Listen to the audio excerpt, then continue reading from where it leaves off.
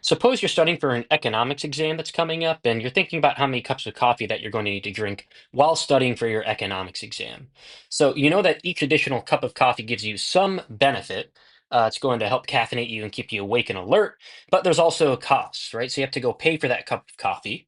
But there's also the potential for those caffeine jitters. So, you know that if you drink too much coffee, that you're actually going to study worse, right? You're not going to be focused, and you probably won't be able to sleep and get a good night's rest before the exam. But at the same time, you know that you need some coffee in order to be awake to study and focus.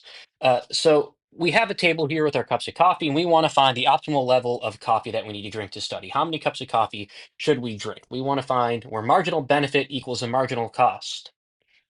And so in order to calculate the marginal benefit, we look at the change in total benefit over the change in the total quantity, in this case, cups of coffee. And so if we calculate the marginal benefit column first, the first cup of coffee, it's really easy. There's a $50 in total benefit minus a $0 from the no benefit from the cups of coffee before. For 1 cup minus 0 cups of coffee, or $50. So you'll see that for that first unit, the marginal benefit is the same as the total benefit. So that first cup of coffee gives us a marginal benefit of $50. If we want to calculate the marginal benefit of drinking that second cup of coffee, we want to look at the total benefit from the 2 cups of coffee minus the total benefit from that first cup of coffee over 2 cups of coffee minus 1 cup of coffee, or 40 over 1, or $40. So the marginal benefit associated with that second cup of coffee is $40. So pause the video here and see if you could calculate the rest of the marginal benefit column. And so we calculate the rest of the marginal benefits. So for that third cup of coffee, we get a marginal benefit of $30. For that fourth cup of coffee, we get a marginal benefit of $20. For the fifth cup of coffee, there's a marginal benefit of $10. For that sixth cup of coffee, there's a marginal benefit of $5. Okay? So you'll notice with each additional cup of coffee, there's still marginal benefit. Okay? But as we consume more coffee, okay, marginal benefit, you'll notice, is diminishing with each unit. So economists call this diminishing marginal benefit. So with each additional cup of coffee, you actually enjoy that next unit less and less each time. You still might enjoy it, but not as much as the unit before. Okay?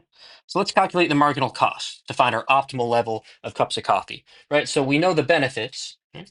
What's the marginal cost? Well, in order to calculate the marginal cost, we want to look at the total cost, change in total cost over the change in quantity of our cups of coffee.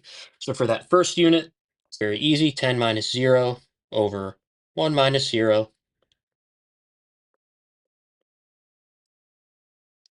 $10 marginal cost.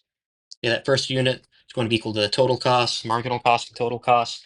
But then that second unit, well, we want to look at the total cost of the 2 cups of coffee, 22 minus $10 of the total cost from that first cup, over 2 cups of coffee minus 1 cup of coffee, or 12 over 1, or $12. So that second cup of coffee, there's a marginal cost of $12. Okay? So pause video here and see if you can find the rest of the marginal costs in that column. And so when we calculate the rest of the marginal costs, we see with that third cup of coffee, it's a marginal cost of $16. With the fourth cup of coffee, there's a marginal cost of $20. That fifth cup of coffee, marginal cost gets even higher to $24. And for that sixth cup of coffee, marginal cost keeps going up, goes up to $28. Okay? So you'll see that with, again, each additional cup of coffee, okay, marginal cost is rising. So economists call this increasing marginal cost. So the cost of doing one more unit of activity goes up. And so how many cups of coffee do we need to drink in order to most effectively study for this economics exam? Well, we want to look at the point where marginal benefit equals marginal cost. Okay? This is called the rule of rational life. Okay? So if we look at the 3 cups of coffee, well, the marginal benefit is $30, but the marginal cost is only $16. Yeah. So we could probably keep going. We'd absolutely have that third cup of coffee, right?